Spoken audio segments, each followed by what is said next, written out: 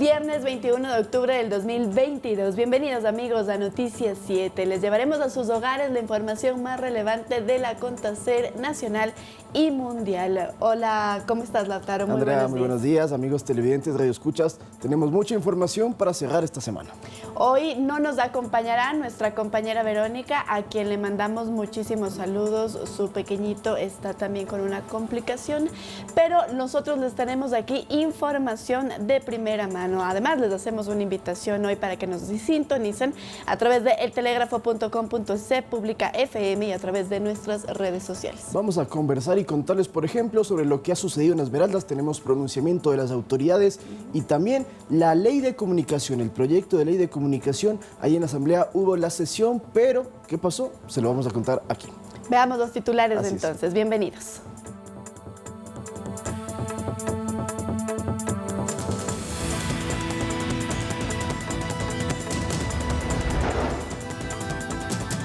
Población de Esmeraldas se autoconvocó a un toque de queda ante la ola de inseguridad y delincuencia que se vive en la ciudad. Policía desmanteló una presunta red de pornografía infantil que operaba en Carchi, Manabí y Quito. Alrededor de 250 millones de dólares sería el ahorro fiscal que tendría el gobierno con la focalización del subsidio a los combustibles. En lo internacional, alcohol adulterado con metanol deja al menos 21 muertos en Perú. En los deportes, se espera que al menos 50.000 brasileños visiten nuestro país para la final única de la Copa Libertadores 2022 entre el Flamengo y el Paraná. Iniciamos contándoles que la Policía Nacional informó que se llevan a cabo acciones emergentes en la provincia de Esmeraldas, particularmente en su capital, donde el miércoles se autoconvocó a un toque de queda por el funeral en las calles de integrantes de una banda narcodelictiva. Veamos. El asesinato de 3 integrantes de una organización delictiva en Esmeraldas hizo que sus colegas llevaran sus féretros por la ciudad y por temor, la zona comercial de la capital provincial cerró sus locales. En estas imágenes se observa el apuro que tenían las personas por guarecerse en sus hogares. Cerrando sus negocios y corriendo para salvaguardarse. Y es que hay miedo de que el último sicariato provoque represalias por la batalla entre bandas, así como la captura del padre de uno de los líderes criminales. Bueno, hay un repunte de violencia en la ciudad de Esmeraldas. Ellos tratan de poner presión a la ciudadanía. Sin embargo, se ha fortalecido las operaciones de seguridad tanto por Fuerzas Armadas, tanto como Policía Nacional. Además, el miércoles la alcaldesa Lucía Sosa dispuso que la jornada laboral se redujera y que los empleados municipales trabajaran de 8 de la mañana a 14 horas. Esto como medida para salvaguardar su integridad. No son medidas emergentes que se han tomado. Nosotros lo que podemos hacer es reforzar las capacidades operativas y fortalecer las operaciones para que poco a poco la ciudadanía vaya retomando la calma. En el caso de las unidades educativas se activó una alarma por los funerales y amenazas de disturbios. Las disposiciones en las instituciones educativas eran que si los padres de familia iban por sus hijos, pues ya tenían la responsabilidad de ellos y que se les entregaran a los estudiantes. Cuando existen eventualidades hay un protocolo para proteger a los menores de edad. Las instituciones educativas son lugares seguros donde en algún momento de crisis no podemos dejar que los estudiantes salgan a libre albedrío, sino más bien esperar a que pase el momento de crisis. Según las autoridades, en Esmeraldas las bandas se han expandido al punto de considerarse ya un cártel de drogas. Lautaro Andrade, Noticias 7.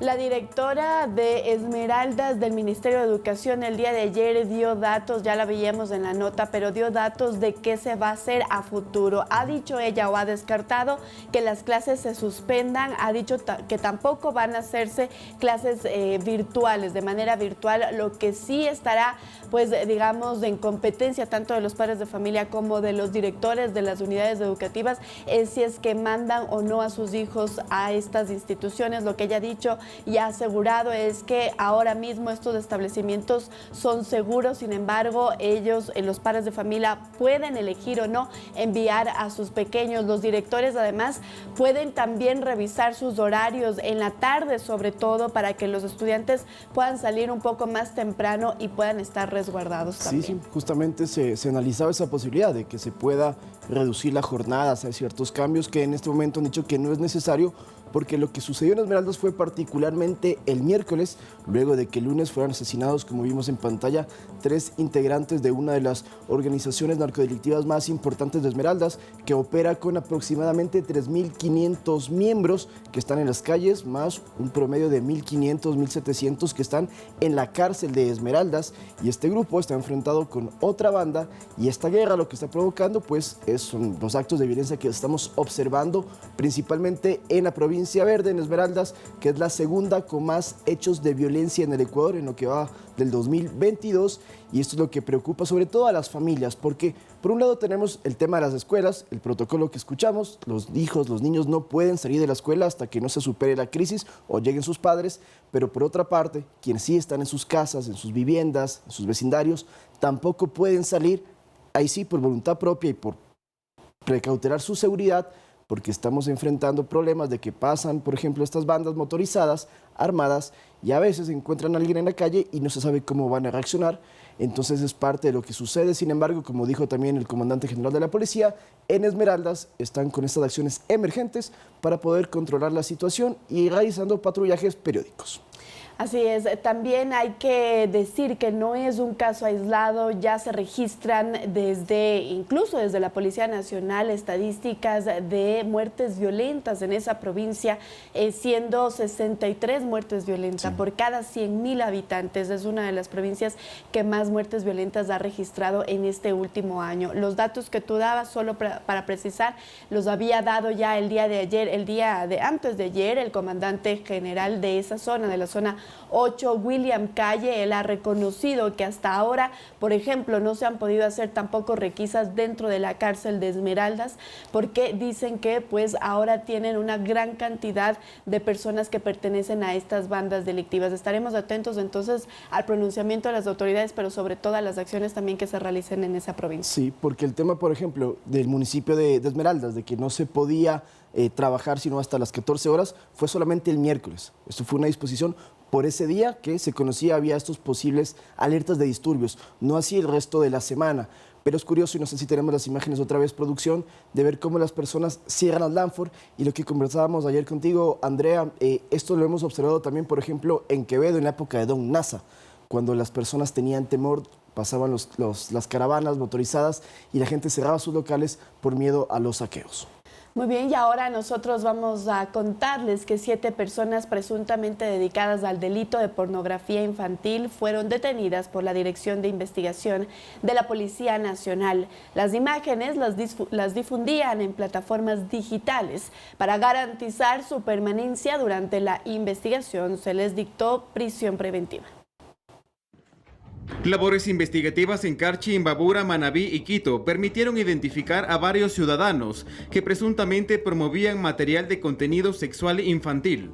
El operativo Luz de Infancia permitió la detención de 7 personas, entre ellas una ciudadana de Bielorrusia, quien era integrante y lideraba una estructura conformada por ciudadanos de Países Bajos para realizar y promover pornografía infantil y el turismo sexual acá en nuestro país.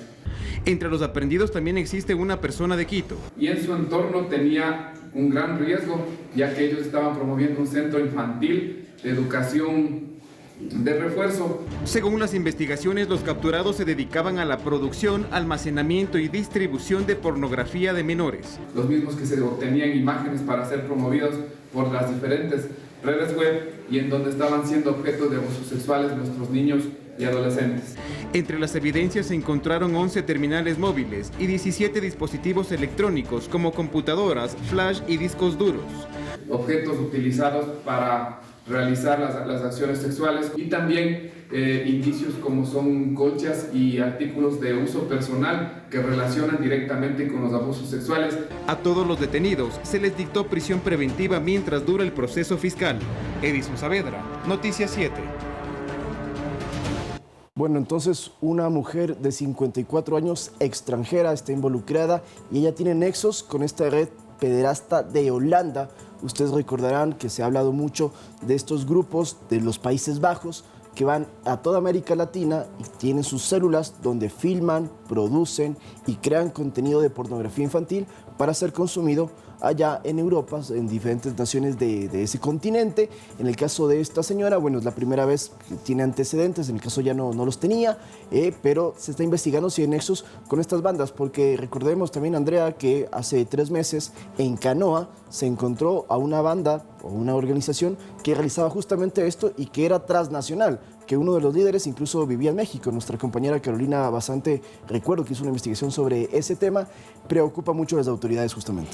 Recordemos que Ecuador está incluido dentro de 6 países que pues están luchando contra la pornografía infantil. Este operativo que se realiza no solo aquí, sino también en países como Panamá, Paraguay, Argentina, Estados Unidos y Brasil. Ellos tienen este nombre que se llama Luz de Infancia. Es un operativo que se realiza desde el 2017 para poder dar con las personas que están involucradas en este delito de pornografía infantil. ¿Qué es lo que realizan las autoridades? Miran las plataformas en donde se está difundiendo este tipo de información, esta información que se difunde a través del internet, y según pues esta información, según esta recolección de datos que ellos realizan, pueden realizar también allanamientos a su vez para poder dar con las personas involucradas en este delito de pornografía. Claro, son delitos, son crímenes que se realizan no solamente en un lugar, sino son en varias provincias, en este caso Manabí, Imbabura, Pichincha, y aquí hay también 2 tipos de delitos o de procesos penales. Por un lado, el tema de la pornografía infantil per se, pero por otro, el de las violaciones, porque los hombres, los sujetos, mejor dicho, los individuos que participan en estos actos tan repudiables, pues están violando niños, porque son menores de edad, no lo pueden hacer. Muchas veces, según investigaciones, los padres reciben dinero y permiten que sus hijos participen en este tipo de producciones audiovisuales, junto también con engaños, con manipulaciones. La realidad es que las 2 personas detenidas con estos antecedentes de violación eran investigados desde enero del 2022, finalmente han sido capturados y para la policía es un gran golpe contra las violaciones y contra estas redes de pornografía infantil. Esta información que dio ayer la Policía Nacional sobre estos operativos fue en una rueda de prensa, y también se añadió que este jueves 3 personas fueron detenidas como parte de las investigaciones que se efectúan por peculado que se habría cometido en el Hospital General Norte Los Ceibos en Guayaquil. Se indaga presuntas irregularidades en contratos adjudicados en 2019. La Unidad Nacional de Investigación de Delitos Aduaneros de la Policía, bajo la dirección de la Fiscalía General del Estado, lograron la aprehensión de 3 personas, quienes presuntamente se habrían asociado ilícitamente en el año 2019 para adjudicar un contrato de servicio de mantenimiento preventivo y correctivo de los equipos y accesorios del sistema electrónico del Hospital de Guayaquil Los Ceibos. Se realizó en base también a la colaboración y a un IRP, un informe de responsabilidad penal emitido por Contraloría. Según las autoridades, no se cumplió con los parámetros y especificaciones establecidos en la contratación pública, por lo que se habría beneficiado al proveedor, causando así un perjuicio al Estado de aproximadamente $291.000. Estos tipos de delitos no son de fácil resolución, sino que se necesita un análisis especializado, técnico y bastante dedicado para poder encontrar los elementos de convicción necesarios. Los detenidos son Bolívar J., Andrés C., funcionario del hospital, Jorge R., exfuncionario de la Casa de Salud. Su captura se logró en múltiples operativos que se desarrollaron en Guayas, Manabí y Pichincha. Entre los indicios que se recabaron para la investigación están sus celulares, laptops y varios documentos que les asociarían al delito. Olga Velasco, Noticias 7. Bueno, un caso más entonces de irregularidades, de delitos de corrupción en hospitales públicos, donde, como también lo pudimos observar en la pandemia, principalmente en la emergencia sanitaria en 2020, se aprovechaban de que las condiciones daban para que hayan contratos irregulares para adquirir, por ejemplo, diferentes medicinas, también el tema de insumos médicos, insumos de bioseguridad, y en este caso lo que se genera es un perjuicio bastante grande al Estado, sin contar con el tema de las víctimas. Está iniciando entonces el proceso investigativo en este caso. Recordemos que puede durar entre 90 días toda la investigación previa para que luego sí inicien los juicios. Veremos qué sucede en este caso particular. Si no me equivoco, creo que es el primero en el Hospital de los Ceibos. Tal vez hubo uno u otro durante 2020, pero los casos grandes eran en otros hospitales públicos de Guayaquil. Así es, 7 de la mañana con 15 minutos, nosotros vamos a cambiar de tema y ahora les contamos que el comandante general de la Policía Nacional, Fausto Salinas, dio detalles de la búsqueda que se realiza de Germán Cáceres. Esto luego de que la madre de María Belén Bernal asegurara que tiene información de que se encuentra en Panamá. Hemos mostrado la línea de tiempo en el cual se emitieron los documentos legales que obligan a una acción policial. Se ha realizado todas las coordinaciones internacionales con nuestras pares, con nuestras policías, a través de Ameripol, a través de la red ANFAS, a través de Interpol también. Y con estas palabras del comandante general de la Policía Nacional se refería a lo que se está realizando actualmente para encontrar a Germán Cáceres. Estamos en permanente coordinación para buscar más indicios que nos lleven a la captura. Si hay una institución que está interesada en que se capture a Germán Cáceres, es la Policía Nacional, y no vamos a agotar ningún esfuerzo hasta que eso se produzca. En días pasados, Elizabeth Otavalo, madre de María Belén Bernal, reveló que según información que manejan ella y sus abogados, Cáceres estaría en Panamá. Ya anunciaron. Se cometió en el interior de una institución de la policía, a manos de un agente de la policía, y quien investiga es la propia policía. Por lo tanto, yo sí creo que con el cese de las actividades investigativas de la DINASED y que pase esto directamente a control de la Fiscalía General del Estado, yo creo que sí habrá más transparencia. Cáceres ha sido procesado por ser el principal sospechoso del femicidio de María Belén Bernal el pasado 11 de septiembre dentro de la Escuela Superior de Policía. Actualmente está prófugo. Andrea Orbe, Noticias 7. Ayer entonces se habría confirmado que la DINASED ya no es parte de esta investigación, esto por pedido también tanto de los abogados de Elizabeth Otavalo como incluso de la Fiscalía. La Fiscalía, recordemos, lleva esta investigación a su cargo. Actualmente la única procesada, y según tenemos información hasta el momento, es Jocelyn S., una de las cadetes que ingresó también esa madrugada a la Escuela Superior de Policía. Claro, ella está también acusada por presunto femicidio en este caso. Sobre Germán Cáceres siguen surgiendo una serie de dudas, interrogantes, de ser cierto que está en Panamá.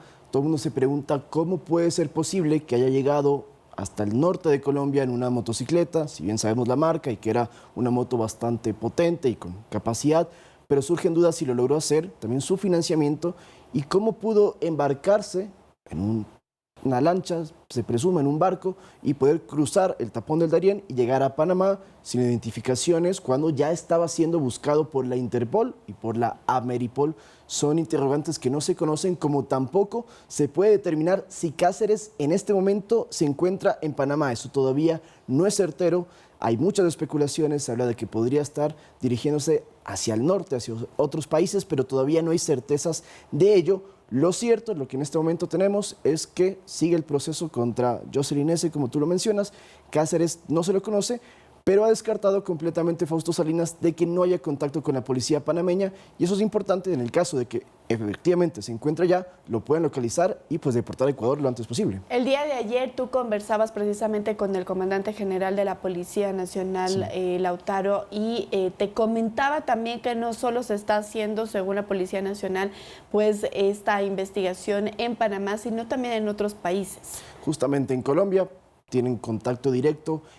Tenemos entendido también que hay oficiales de la policía que están trasladándose a otras naciones para recabar información, para poder también hacer un trabajo articulado, coordinado y poder encontrarlo a Germán Cáceres. Esto es parte del protocolo policial, pero también nos han reiterado las autoridades de las fuerzas del orden que no se va a poder informar públicamente dónde está Cáceres, en el caso que ellos lo sepan, porque es parte de esta investigación. Esto tiene que estar en reserva, porque de lo contrario, Cáceres podría enterarse cuáles son los pasos de la policía y entonces cambiar sus rutas también. Por eso esto todavía tiene que ser bastante cauto.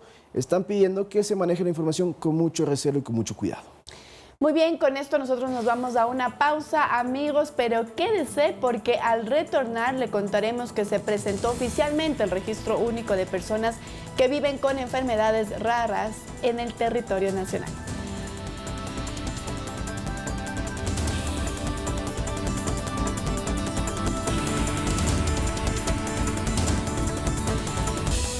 Síguenos en nuestras redes sociales, Facebook, Instagram y Twitter. Somos retransmitidos por Pública FM Quito, Guayaquil y Cuenca, 105.3, Manta 88.1, Loja 90.5, Pública FM.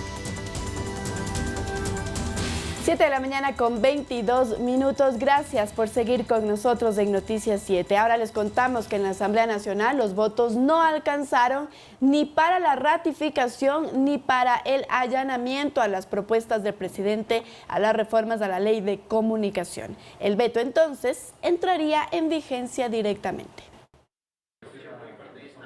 El cabildeo no alcanzó. La iniciativa de UNES de ratificarse en el texto que propusieron antes del veto del Ejecutivo a las reformas de la Ley de Comunicación no consiguió los 92 votos que se necesitaba y hubo oposiciones. Este es un momento trascendental, señor presidente, para aquellos que se juegan la vida en la construcción y en la aproximación a la verdad. Cuando hablamos de un proyecto de ley de comunicación, estamos hablando de los cimientos de la democracia y la libertad. Tampoco sumó voluntades del allanamiento total a la objeción del presidente Guillermo Lasso.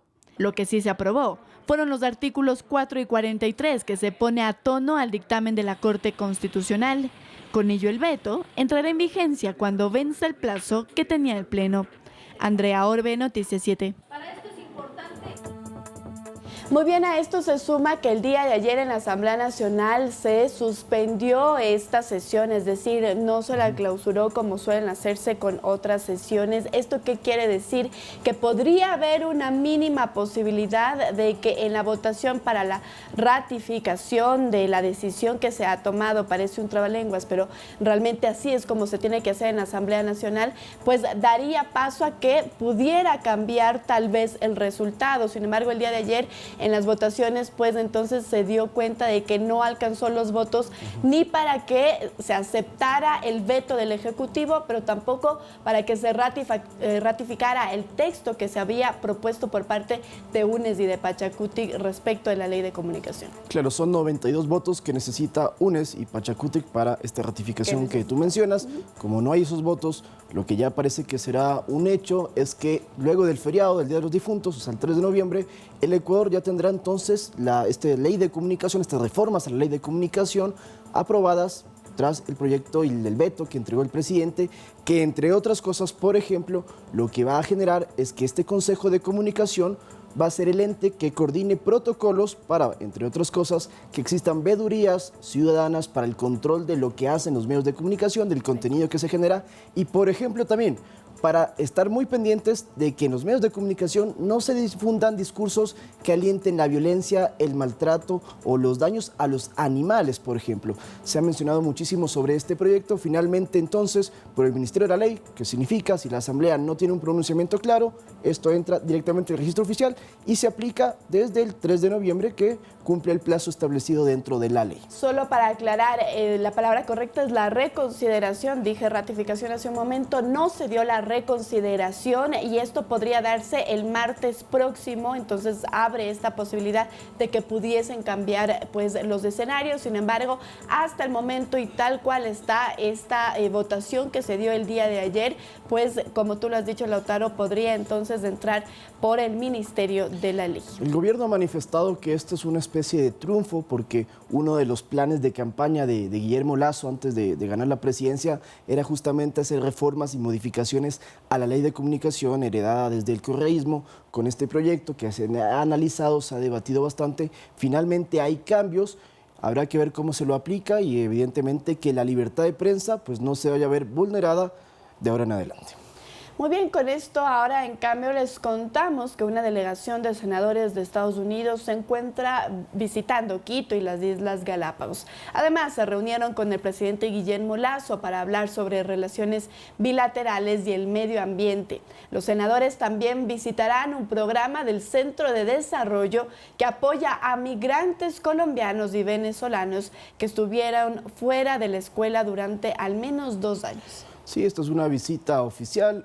No nos olvidemos que Ecuador en estos últimos años ha tenido muy buenas relaciones y las ha estado estrechando con los senadores, con los parlamentarios estadounidenses. Inclusive, hace algunos meses hubo ya una resolución desde el Congreso estadounidense de este fortalecimiento de relaciones bilaterales entre nosotros con ellos. Esto es un lado legislativo de parte de Estados Unidos, ejecutivo de parte de nosotros, pero también no nos olvidemos que en las relaciones entre el gobierno estadounidense con el ecuatoriano también son muy buenas, sobre todo en temas de seguridad, que es lo más importante y en lo que más puede aportar Estados Unidos a nosotros. Es por ese lado, es una visita interesante porque luego que van a Galápagos van a poder observar esta reserva marina que tenemos junto con Colombia y con Costa Rica, la reserva La Hermandad, que lo que hace es proteger la biosfera que está en esa zona del planeta.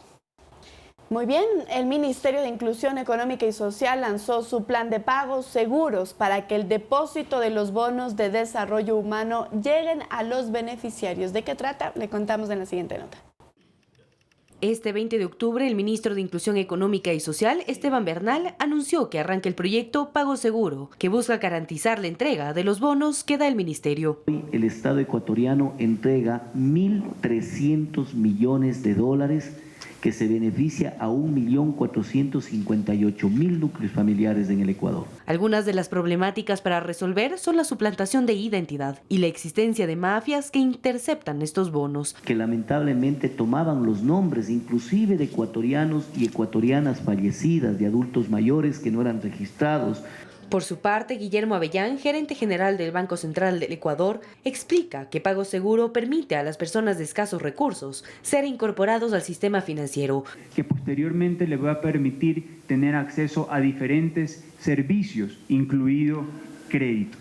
Los beneficiarios podrán abrir una cuenta bancaria en una de las 301 entidades financieras en todo el país. Los pasos y requisitos son los siguientes: acercarse a las oficinas del sistema financiero, solicitar el tipo de cuenta que desea aperturar con su cédula de ciudadanía original y copia. Además, deberá llevar los documentos que la entidad le solicite. Para realizar el registro de su cuenta en el MIES, debe ingresar a pagoseguro.inclusión.gov.es, registrar los datos personales y los datos de su cuenta. Si es que tiene algún inconveniente, puede acercarse a los balcones de servicio. Manuela Bedón, Noticias 7. Actualmente el bono se cobra por ventanilla. Lo que está queriendo la autoridad es que se habiliten estas cuentas bancarias de cualquier institución financiera y usted pueda registrar a través del Ministerio de Inclusión Económica y Social su cuenta para que se le deposite directamente y sea un poco más seguro tenerlo ahí. Claro, o también en los cajeros automáticos, también a escala nacional, que uno pueda acudir y tener esto. Son más o menos 1 millón de personas beneficiadas de este programa seguro por las denuncias que hubo durante mucho tiempo sobre esta suplantación de identidades, estos tramitadores, estas personas que se aprovechaban de las personas de escasos recursos, vulnerables, que por eso pueden acceder a los bonos, y había estas otras personas que se aprovechaban de ellas y sacaban cierta tajada del monto que tenían que recibir. Con esto se está solucionando y es parte de toda una serie de procesos que se están elaborando y ejecutando en diferentes instituciones para evitar que continúen con estas delitos de corrupción, podemos llamarlo así, porque no nos olvidemos que en otras agencias, en otras instituciones, también se está dejando muy en claro que usted, si quiere, por ejemplo, tener un turno o acceder a cierto servicio, no se deje engañar por los tramitadores, por la gente que está en las filas, que le vende cupos, que le vende diferentes cosas, porque eso es completamente falso. Y ahora, con la tecnología, lo que se puede entonces es acceder de forma mucho más sencilla y más directa a ciertos servicios que se ofrecen, como en este caso los bonos del Pago Seguro. Muy bien, con esto les contamos también que menos de 4 meses faltan para los comicios seccionales del 2023. En el proceso de preparación, el Consejo Nacional Electoral ya eligió a quienes integrarán las juntas de receptoras del voto. Usted ya sabe si formará parte de una. Nosotros le explicamos cómo conocerlo a continuación. conocer cuáles son nuestros El deberes. Consejo Nacional Electoral ya seleccionó a los ecuatorianos que conformarán las juntas receptoras del voto en los comicios seccionales y del Consejo de Participación Ciudadana de 2023, a los cuales más de 13 millones de ciudadanos están convocados. Para ello se ha guiado por los siguientes parámetros: elegir a personas de nacionalidad ecuatoriana que tengan entre 18 y 60 años de edad, que hayan concluido la instrucción general básica y que estén en goce de los derechos políticos o de participación. Además, que consten en el registro electoral y estén domiciliados en la zona electoral a la que pertenece la junta receptora del voto. ¿Cómo saber si usted integra una junta receptora del voto? Ingrese a www.cne.gov.es. Haga clic en la opción Consulta tu lugar de votación. Coloque sus datos de forma correcta y allí usted podrá ver si estará en mesa. Si fue seleccionado, tenga en cuenta que deberá realizar el proceso de capacitación que estará vigente desde el 8 de noviembre de 2022 hasta el 5 de febrero de 2023. De esta manera, Ecuador se alista para un nuevo proceso electoral. María José Rosas, Noticias 7. Si usted tiene a mano su celular, puede hacerlo ahora mismo para que no deje para el último. cne.gov.es,